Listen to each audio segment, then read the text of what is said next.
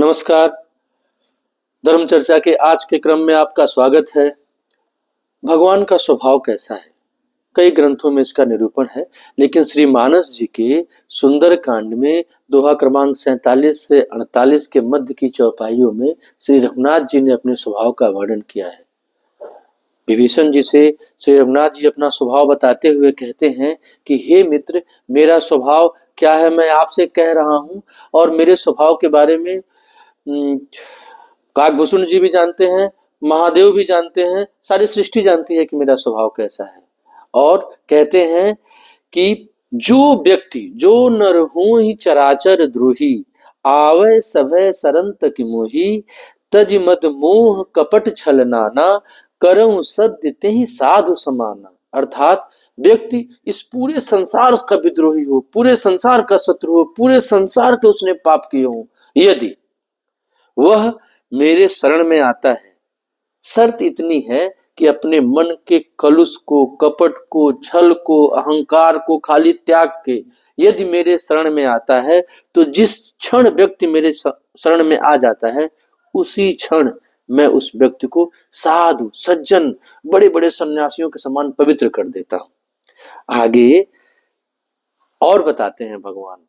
कि जननी जनक बंध सुतदारा,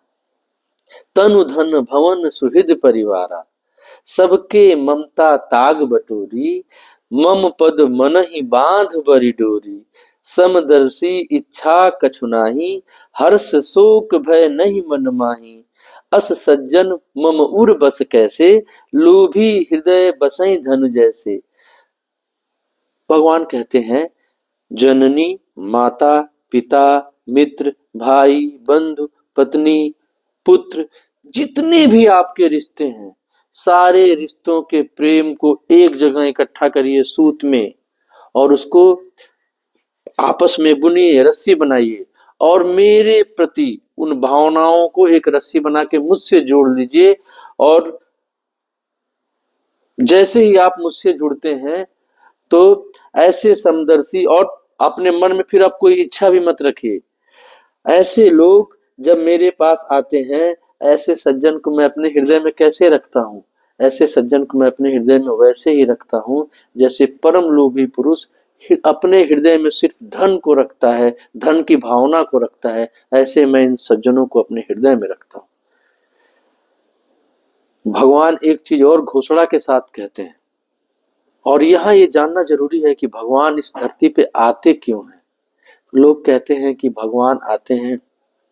पापियों का नाश करने के लिए, राक्षसों का वध करने के लिए, रावण कंस जैसे दुष्टों का संहार करने के लिए। नहीं, रावण और कंस जैसे दुष्टों को संहार करने के लिए भगवान को आने की आवश्यकता नहीं है।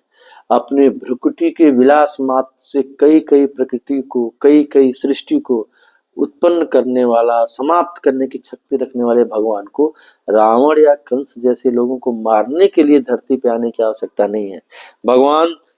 घोषणा के साथ कहते हैं कि मैं इस धरती पे इसलिए आता हूं, तुम सारिखे संत प्रिय मोरे, तज धर्म देह नहीं आन निहोरे। हे विभीषण जी, आप जैसे संत ही मेरे अतिशय प्रिय हैं, और जब भी मैं मानव रूपी शरीर धरता हूं ना, मानव रूपी शरीर ग्रहण करता हूं, तो सिर्फ आप जैसे संत के लिए, भक्त के लिए, सज्जनों के लिए रखता हूं, और दूसरा कोई प्रयोजन नहीं है धरती पे आने का। इसलिए आप ये मान के चलिए कि भगवान को पाने का एकमात्र है उनके भक्त बन जाइए, उनके शरणागति में आइए, भगवान की शरण में रहेंगे, बशर्ते वही सारे रिश्तों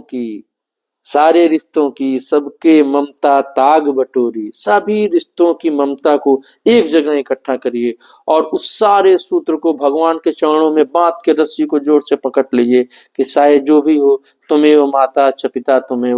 तुम्हें बंधुश्च सखा,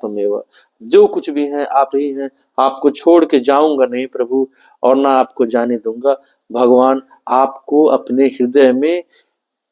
अपने हृदय के पिंजरे में खुद रख लेंगे, आपको कुछ करने की आवश्यकता नहीं है। भगवान को आप एक कदम बढ़ाइए, 100 कदम बढ़ के भगवान आपको अपने शरण में लेंगे। धन्यवाद, प्रणाम, आभार।